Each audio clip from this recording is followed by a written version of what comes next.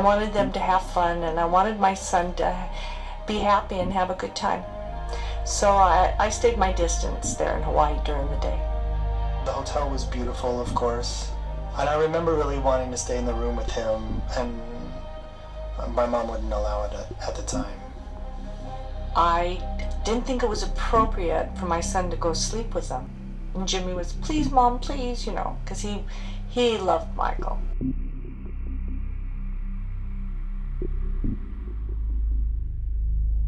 You can hear, like, the infatuation and how much I was attracted to him.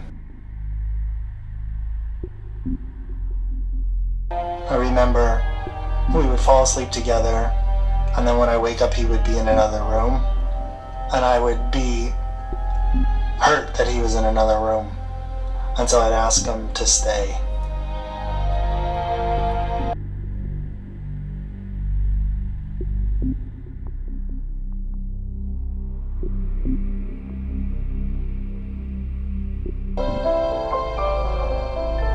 And French kissing, he said I introduced that to him.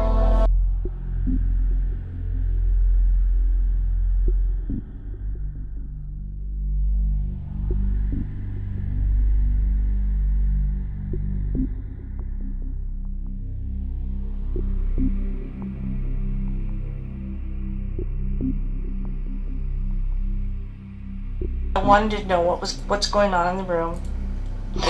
My son doesn't know this.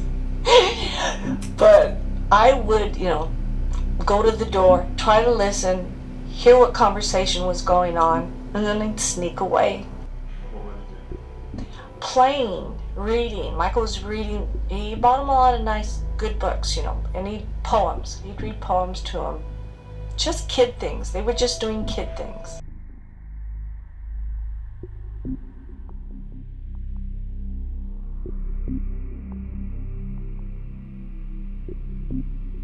Every time we were together, it happened.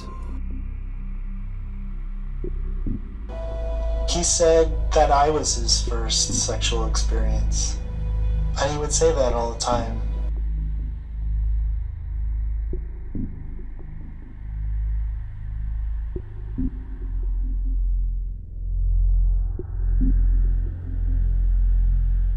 It's just, I love this person, and we're trying to make each other happy. He said I was his first, so you're lovers and you're best friends. What does that mean, James? You're in a relationship and you're lovers. You're a little boy. Right. And he's a 30-something man, and you're a little boy.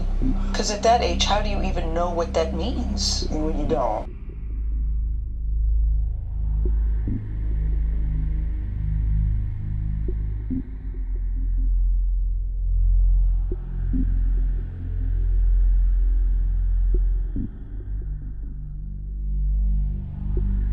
So you're lovers and you're best friends. How do you even know what that means? You don't.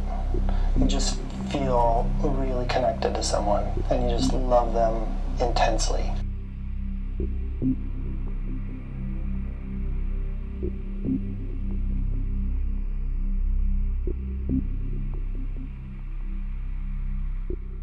I liked jewelry, and I liked it as a kid, and I was really into jewelry.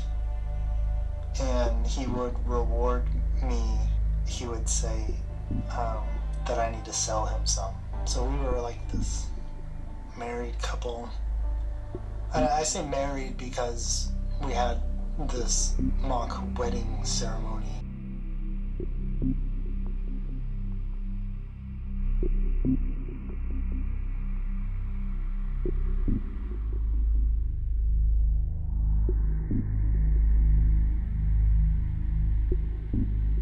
And after that was all said and done is when Michael forgave the debt.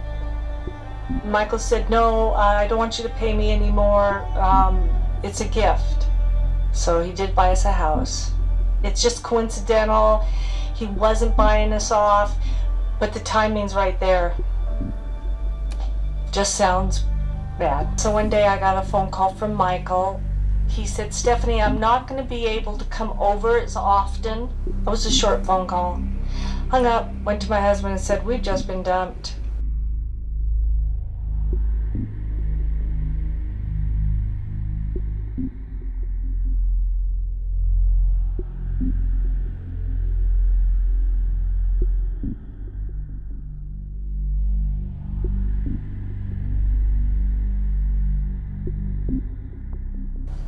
About this sexual stuff, that he and I'd be pulled apart, and that we'd never be able to see each other again, and that he and I would go to jail for the rest of our lives.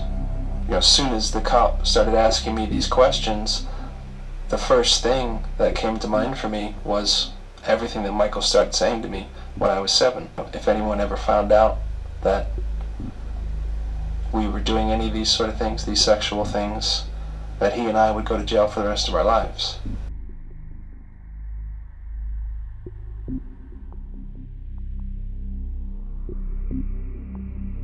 I said to Wade, you've done nothing wrong. You can tell us.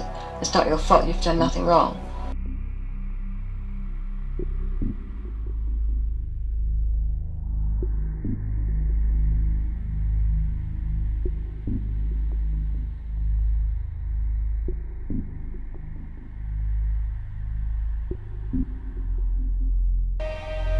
It's more like hanging out with a friend that's more your age. So it feels natural. I came to feel like he was one of my sons by how he behaved. I loved him. He was a son I started to take care for. He would spend the night, I'd wash his clothes. Yeah, it was an emptiness. I loved him. He was one of my children. So it was a child leaving the home. Jackson's people claim the charges are part of an extortion plot. They claim that Michael is more of a victim than a suspect. And I've slept in the same bed as Michael. It's just you watch cartoons, you fall asleep. It's just a friendship. And I know he would never do anything to hurt my brother. He's the nicest guy you've ever met. I've been there with them. It's just party time. They watch videos, they eat junk food, they play video games.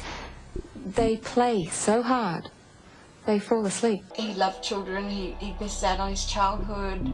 He just enjoyed being with children. I can hear him saying to me, "I would never hurt a child." He would cry.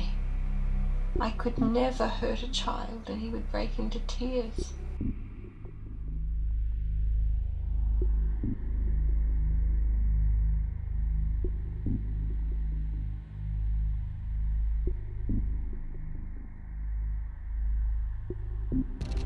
On June the 25th, 2009, Michael Jackson passed away. Wade and his family mourned him, and they went to his public memorial. After Jackson's death, Wade had nothing but praise for Jackson, just like during his lifetime.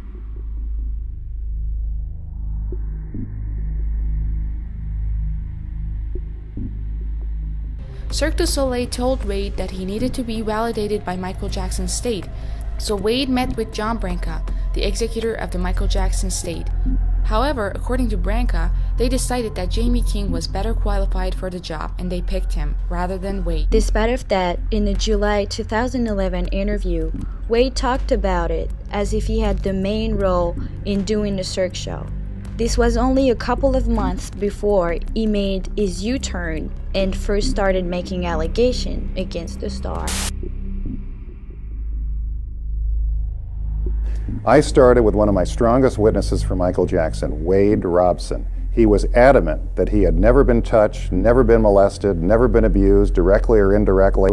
And to have him suddenly reverse course so radically, years after Michael Jackson has passed away and can't speak up for himself, is outrageous.